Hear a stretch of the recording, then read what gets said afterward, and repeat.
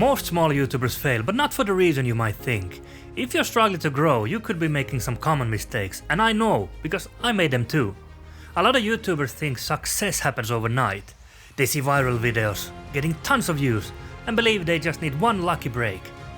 But what they don't see are the years of hard work, trial and error, and constant learning that went into making those videos successful. The truth is, your channel isn't failing because YouTube hates small creators. It's not because the algorithm is out to get you. It's because of 4 big mistakes that many small YouTubers make, and I'm guilty of them too. I wish I had known some of these when I started, so let's go over why most small YouTubers fail, and more importantly, how you can avoid it. The first reason small YouTubers fail is they quit too soon. Most people expect to see results immediately. They think if their video doesn't get a lot of views in the first day, it's a failure. But YouTube doesn't work like that. Your first videos aren't supposed to be perfect. They are your practice. Every time you make a new video, you get better at editing, pacing, and keeping your audience engaged. I remember one of my first videos, it only got 5 views in a week and I almost deleted it. But months later, I checked my analytics and it had gained hundreds of views. That's because YouTube takes time to test and recommend videos. The algorithm is patient, but most small creators aren't. If you posted less than 50 videos, you're not failing, you're still learning. Don't quit before YouTube even has a chance to figure out who to show your videos to. Think about it like learning a new instrument. If you give up after only a few practice sessions, you'll never improve.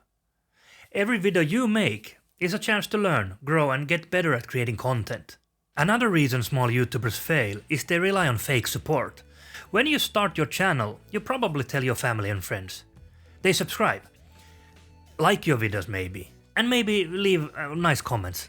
At first, it feels great, but here's the problem, they don't actually watch your videos, and YouTube sees that. When your subscribers aren't watching, YouTube assumes your content aren't interesting and stops recommending it. It's like opening a new restaurant and having all your friends show up, but instead of ordering food, they just sit at a table. The same thing happens on YouTube. Instead of getting subscribers who don't watch, focus on reaching the right audience. Work on making great thumbnails and titles that attract real viewers. Your titles should make people curious, and your thumbnails should catch their attention. If your videos are getting clicks and watch time from the right audience, YouTube will start recommending them to more people. Fake support doesn't just hurt your channel's analytics, it messes with your mindset too. When you rely on friends and family for encouragement, you start to expect their validation. And when they lose interest or stop engaging, it can feel like your channel is failing, when in reality, you just weren't reaching the right audience in the first place. Instead of depending on their approval, focus on creating content for people who are actually searching for it. This shift in mindset will not only help your channel to grow, but also keep you from getting discouraged too soon. Most small YouTubers also focus on the wrong thing. They care more about subscriber count than watch time and retention. You see it all the time. Small creators obsessing over getting to 1000 subscribers. But here's the truth. It doesn't matter how many subscribers you have if they don't actually watch your videos. The real question is, are people watching your videos all the way through? Are they clicking on your next video? That's what actually matters. I made videos that gained me a lot of new subscribers overnight, but because people weren't watching the videos for very long, YouTube stopped recommending them. That's because subscribers don't grow your channel, watch time does. If you want to grow, stop worrying about how many subscribers you have and start focusing on keeping people watching. The longer they watch, the more YouTube will push your videos. Think of your videos like a movie. If it's boring, you're going to change the channel. The same thing happens with your content. Every second of your video needs to keep people interested.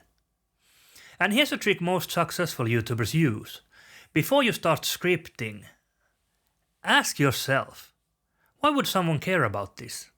If you don't have a clear answer, neither will your viewers. You need to create curiosity that keeps people watching. If people don't watch or finish your videos, YouTube won't recommend them. Watch time and retention are everything. If people leave in the first 30 seconds, your video won't go anywhere. So how do you fix that? Start with a strong hook, skip the long intro and get straight to the point. Use curiosity loops, make viewers feel like they need to know what happens next. Keep the energy up so people stay engaged. Now think about your favorite Netflix show. It grabs your attention right away, so you have to keep watching. Your videos should do the same thing.